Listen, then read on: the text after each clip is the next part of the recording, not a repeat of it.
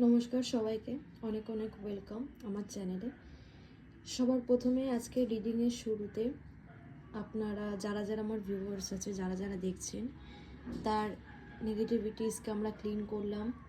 ওকে, আপনার চারিপাশে নেগেটিভিটিসকে আমরা ক্লিন করে দেন আজকে জানবো যে আপনার যে প্রিয় ভালোবাসার মানুষ, আপনার কাছের মনের মানুষ কি ভাবছেন এখন আপনাকে নিয়ে, তার মনে কি চিন্তা বা কী এমন কথা আছে যেটা সে বলতে পারছে না আপনাকে, তার মনের ভেতর এখন কি চলছে।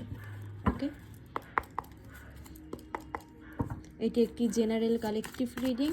যাদের যাদের সাথে ম্যাচ করছে তারা প্লিজ ভিডিওটি এগিয়ে দেখতে থাকুন, এবং যাদের সাথে রেজোনেট করছে না তারা প্লিজ ডিয়ার আপনাদের ওপর ভিডিওটিকে চাপিয়ে নেবেন না।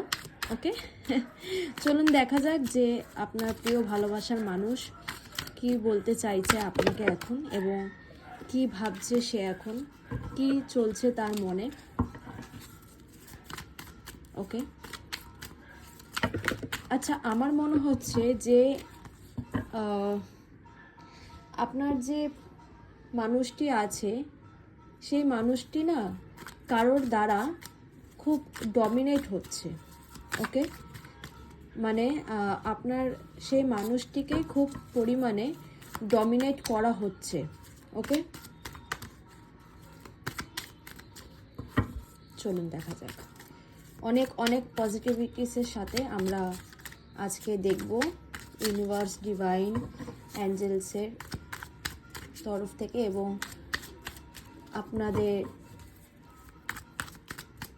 পছন্দর ভালোবাসার যে ঈশ্বরকে আপনি মানেন, যে ঈশ্বরের ওপর আপনার ভরসা আছে, ওকে, তাকে স্মরণ করে আজকে দেখা যাক।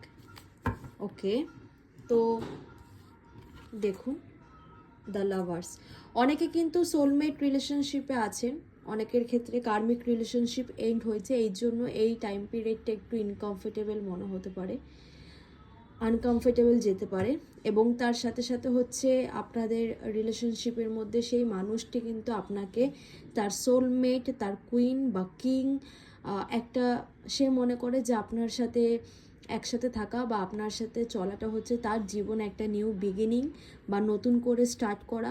অনেকের ক্ষেত্রে রিলেশনশিপটা আপনারা নতুনভাবে একটা ফ্রেন্ডশিপ থেকে আবার রিস্টার্ট করেছে, এবং আপনার পার্টনার অনেক কিছু ডিসিশন নিয়েছে, এবং সে এখনও অবধি অ্যাকশানে পৌঁছায়নি, কিন্তু সে ডিসিশন নিচ্ছে, সিদ্ধান্ত নিচ্ছে, এবং তার সাথে সাথে কিন্তু নিউ বিগিনিং, একটা গুড অপরচুনিটিস, হ্যাপিনেস কিন্তু রিলেশনশিপে আসতে চলেছে। এবং সেই মানুষটি কিন্তু আপনার ক্ষেত্রে প্রচুর পরিমাণে লয়াল, এবং সে কিন্তু আপনাকে সত্যি কিন্তু বাস্তব জীবনে ভালোবাসে। ওকে, সে কিন্তু আপনাকে প্রচুর পরিমাণে মিস করে, এবং সে এইটুখানি বোঝাতে চাইছে আপনাকে যে আপনাকে একটু তার ওপর ভরসা রাখতে হবে।